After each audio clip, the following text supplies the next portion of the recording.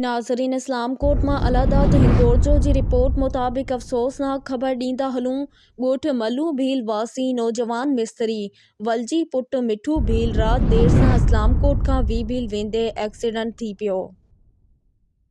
जी नाज़रीन, हिकु दफ़ो ॿीहर खे अफ़सोसनाक ख़बर ॾींदा हलूं। ॻोठ मल्लू भील वासी नौजवान मिस्त्री वलजी पुट मिठू भील रात देर सां इस्लाम कोर्ट खां वी भील वेंदे एक्सीडेंट थी पियो, जेको सॼी रात रोड ते ई रहियो, जंहिंखे सुबुह जो ॾिठो वियो। सॼी रात ज़ख़्मनि जा सूर न सहंदे फ़ौत थी वियो।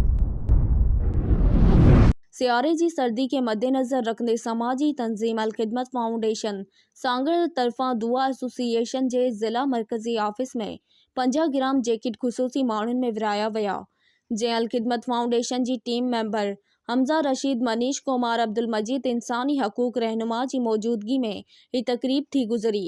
हिननि अॻवाननि जो चवणु हो त ख़ुसूसी माण्हू माशरे जो अहम हिस्सो आहिनि, इन्हनि जा बुनियादी हक़ आइनी तौर ॾिना वञनि। उन मौक़े ते आशा हेड्स इंचार्ज मुमताज़ मंगी ऐं सदर दुआ एसोसिएशन रज़ा मोहम्मद बोज़दार चयो त अल ख़िदमत फाउंडेशन तरफ़ां हर प्रोग्राम में ख़ुसूसी माण्हुनि खे वधीक तरजीह ॾिए थी। असां अहिड़ी ख़िदमत लाइ दुआगो आहियूं त अल्लाह अजर फ़रमाए अल ख़िदमत फाउंडेशन ऐं टीम खे। कराची मुबैना शराब जे नशे में धुत कार सवार ट्रैफिक पुलिस एहलकार जो बिठल सुजुकी पिकअप खे टक्कर, पिकअप ड्राइवर मौके ते फ़ौत। ज़रियनि मूजिब KPT अंदर पास लॻ सुजुकी पिकअप गाॾी ख़राबी सबबि रोड ते बिठल हुई, जंहिंखे पोयां खां ईंदड़ पुलिस एहलकार जी गाॾी टक्कर हंयो। नतीजे में पिकअप ड्राइवर तॾहिं ते फ़ौत थी वियो। पुलिस एहलकार खे मौक़े ते ई गिरफ़्तार कयो वियो हो। एहलकार शाहिद हिंगोरो ख़िलाफ़ कैलेप्टन थाणे ते केस बि दाख़िल कयो वियो आहे। खेरपुर नौजवाननि खे रांदि सां गॾु तालीम ते ध्यानु ॾियणु घुरिजे। तव्हां जी मदद हेठि क़ौमी रांदि हॉकी खे फ़रोग़ ॾियण लाइ हिकु क़ाबिलियत ऐं कोचिंग कैंप खे मुनज़्ज़म करणु हिकु वॾी शइ आहे। मुनीर हुसैन मंगी, सदर Pakistan Peoples Party city Khairpur. Khairpur sports news Pakistan hockey जी तारीख़ निहायत रोशन ऐं शानदार रही आहे। क़ौमी रांदि हॉकी गेम हॉकी जे वधारे लाइ संदसि मदद हेठि ज़िले हॉकी खैरपुर जे सदर सईद ज़ाकिर हुसैन ज़ैदी पारां टैलेंट ऐं समर कोचिंग कैंप जो इनेकाद कयो वियो। Wise chairman municipal committee Khairpur ऐं सदर student hockey club Khairpur camp में सॼे शहर मां 70 खां वधीक नौजवाननि जो वॾो अंग शिरकत करे रहियो आहे। डिस्ट्रिक्ट हॉकी एसोसिएशन खैरपुर जे सदर सैयद ज़ाकिर हुसैन ज़ैदी पंहिंजे ख़्यालनि जो इज़हार कंदे चयो त क़ौमी रांदि हॉकी में मूं ग्रास रूट लेवल ते नओं टैलेंट ॻोल्हण लाइ तव्हां जी मातहत टैलेंट ऐं कोचिंग कैंप जो इनेकाद कयो हो ऐं आउं कंहिं जी बि ब्लैकमेल में न ईंदसि। ही पोस्ट अचण ऐं वञण वारो आहे। अॼु मूं वटि सुभाणे को ॿियो आहे। सियासतदान सैयद मसूद अख्तर शाह चयो त असां रांदीगरनि जी हर मुमकिन मदद करण लाइ तयारु आहियूं ऐं सिंध हुकूमत जे स्पोर्ट्स डिपार्टमेंट जी स्पोर्ट्स ऑफिसर खैरपुर जी नाअहली सबबि स्टेडियम खैरपुर जो फील्ड लाइट सिस्टम नाकारा बणिजी वियो आहे। नए साल 2025 जूं मुबारकूं। खैर सां 5 खां 15 स्केल जी नौकरियुनि जे इश्तिहार खे आए 4 साल मुकमल थी विया। नोट सां ई सरकार कंहिं बि हिकु उम्मीदवार खे का बि नौकरी न ॾिनी, सिवाइ आसरनि जे। ईअं चइजे त पढ़ियल लिखियल बाशऊर नौजवान सां बेवाजिबी कई आहे। अहिड़ो सूबो ई शायदि पाकिस्तान छा सॼी दुनिया में न आहे, जिथे इश्तिहार खे 4 साल गुज़रण बावजूदि कमु अधूरो हुजे। जुडो लॻ नए साल जे मौक़े ते मॉडल ॻोठ टंडो कोलाची में मुनक़िद कयल 43 ॻोठ सरदार सेमिनार ऐं औरतुनि जी कॉन्फ्रेंस खे ख़िताब कंदे कमिश्नर मीरपुर ख़ास फैसल अकीली चयो त अॼु जे दौर जे चैलेंजनि खे मुंहुं ॾियण लाइ नौजवाननि खे डिजिटल मार्केटिंग में वक़्तु ज़ाया न करणु घुरिजे। आर्टिफिशियल इंटेलिजेंस जो फ़ाइदो वठी नौजवान मुख़्तलिफ़ सलाहियतुनि खे सेखारे मुल्क जी तरक़ी में पंहिंजो किरदारु अदा करे सघनि था। जेकॾहिं इस्तेमालु न कयो वियो त असां दुनिया सां गॾु हली न सघंदासीं। हिन चयो त तरक़ी जे सफ़र में औरतूं बि मर्दनि सां गॾु पंहिंजूं ख़िदमतूं पेश करे रहियूं आहिनि। डॉक्टर ग़ुलाम मुस्तफ़ा कोलाची जो चवणु हो त मौसमी तब्दीलियुनि ऐं उन जी तबाही जो सबबु बणिजंदड़ मौसमी तब्दीलियुनि जे करे हर साल ईंदड़ तबाहियुनि खे रोकियो वञे।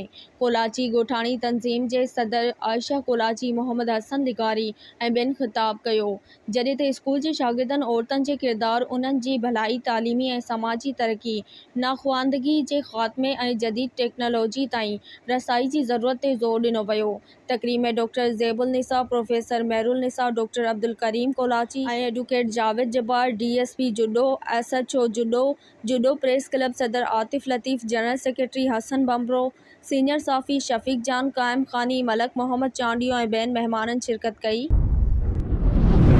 टनोमस्ती यूनियन काउंसिल शाहबंगियो वार्ड वरियो ॻोठ मला मैतलो में एशिया जी अज़ीम लीडर शहीद मोहतरमा बेनज़ीर भुट्टो साहिबा जी यादि में क्रिकेट टूर्नामेंट फाइनल मैच थी गुज़री, जंहिंमें महिमान ख़ास पाकिस्तान पीपल्स पार्टी यूनियन काउंसिल शाहबंगियो जो नौजवान चेयरमैन चीफ सरदार शेरदिल ज़ाहिद खान फिलपोटो ऐं पाकिस्तान पीपल्स पार्टी यूनियन काउंसिल खानपुर ज़िला काउंसिल मेंबर वॾेरो अताउल रहमान खान फिलपोटो पहुची करे शिरकत कई। उन मौक़े ते सरदार शेरदिल ज़ाहिद खान फिलपोटो ऐं अताउल रहमान फिलपोटो जिन घटियल ऐं हारियल टीम खे ट्रॉफ़ी ऐं रोक रक़म ॾेई सरदार शेरदिल ज़ाहिद खान फिलपोटो जी हज़ारनि माण्हुनि ऐं यूनियन काउंसिल शाहबंगियो जे दोस्तनि इस्तक़बाल कयो ऐं गुलनि जी विरका कई।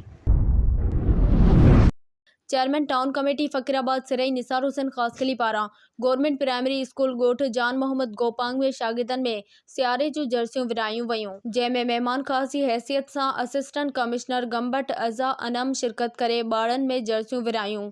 Chairman town committee Faqirabad Sirai Nisar Hussain Khaskheli पारां आयल महिमान असिस्टेंट कमिश्नर गंबट अज़ा अनम खे संद जी सकावत अजरक जे तोहफ़े सां पुरनवाज़ियो। असिस्टेंट कमिश्नर अज़ा अनम चयो त chairman town committee Faqirabad Sirai Nisar Hussain Khaskheli तालीमी दरसगाहनि सां वॾी मोहबत रखे थो ऐं चेयरमैन जी अहिड़ी साराह जोगे अमल खे पिणु साराहियो। उन मौक़े ते सिरई आबिद हुसैन ख़ासकली टाउन कमेटी फ़कीराबाद जो वाइस चेयरमैन परवेज़ अहमद भट्टी, काउंसलर डॉक्टर मोहम्मद अयूब मंगी, काउंसलर इख्तियार खोखर, काउंसलर सजाद भट्टी ऐं ॿिया मौजूद हुआ।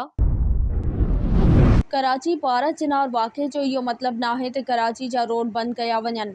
KPK हुकूमत खे मसइलो हल करणु घुरिजे। रेड चैलेंज थींदी त साम्हूं ईंदासीं। एहतजाज जे नाले ते कंहिंखे बि शहर बंदि करण जी इजाज़त नथी ॾेई सघिजे। मुज़ाहिरीन खे एहतजाज रिकॉर्ड कराइण लाइ हंधि ॾियण जी आछ कई। मुज़ाहिरीन पुरअमन हुआ त 8 मोटर साइकिलूं कीअं सड़ियूं। इहो केर माण्हू हुआ जिन पुलिस ते फायरिंग कई। 8 अहलकारनि खे ज़ख़्मी कयो वियो। 3 जी हालत ॻणिती जोगी आहे। सूबाई घरू वज़ीर ज़ियाउल हसन लंजार जो भी ऐसा गैर कानूनी इकदाम होगा उसके खिलाफ गवर्नमेंट खड़ी होगी और पुलिस अपना काम करेगी, रेंजर्स अपना काम करेगी, लॉ इन्फोर्समेंट एजेंसीज अपना काम करेंगी। ये हो नहीं सकता कि शहर और हम वायलेंट होने दें शहर को और शहरियों की जान और माल की हम हिफाजत ना करें और हम हाथ पर हाथ रखे बैठे हों, ऐसे नहीं हो सकता। हाँ, अब भी मैं ये ऑफर करता हूँ कि ये जो भी लोग हैं, हमारे उलमा हजरात हैं, किसी भी मकतब फ़िक्र से, उनको मैं ये कहता हूँ कि आपको हम प्रॉपर जगह देते हैं। गवर्नमेंट आपको ऑफर करती है कि आप प्रॉपर जगह लें, वहाँ पर बैठें, आप प्रोटेस्ट रिकॉर्ड कराएं, हम आपके साथ खड़े होंगे।